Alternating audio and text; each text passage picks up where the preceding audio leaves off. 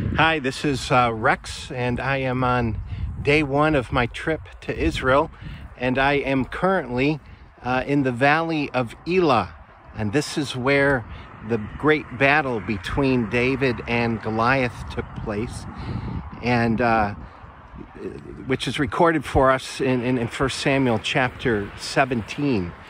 And I have to admit that every time I read about this battle in the Bible, I had a picture in my mind of what this valley looked like, and it's completely different.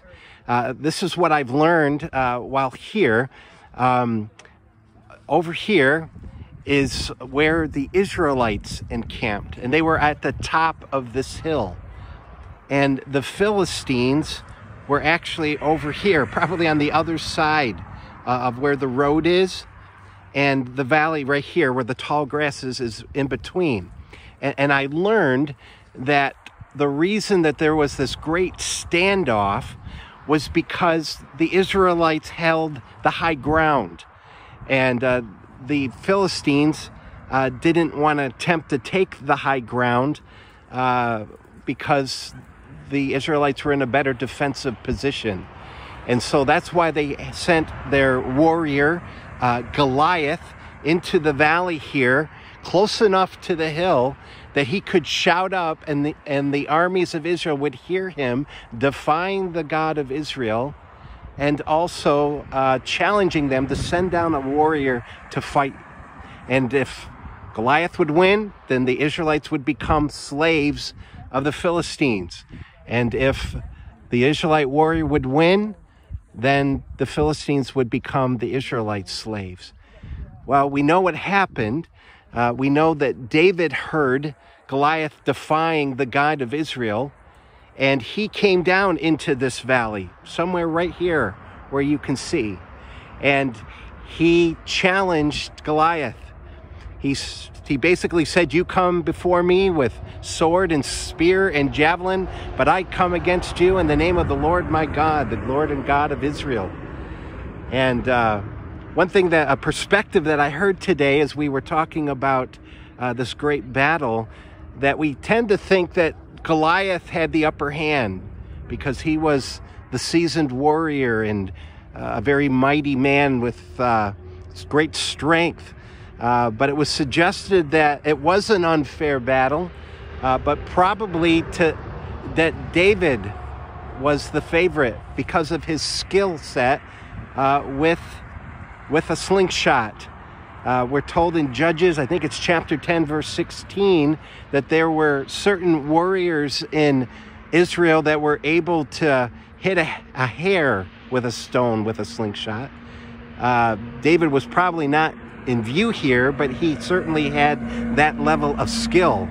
And so he would have been the favorite in this battle, at least in his own mind, because of the fact that he could stand at a distance and be pretty confident that he was going to hit his mark with the stone flung from his slingshot. And in fact, that's what happened.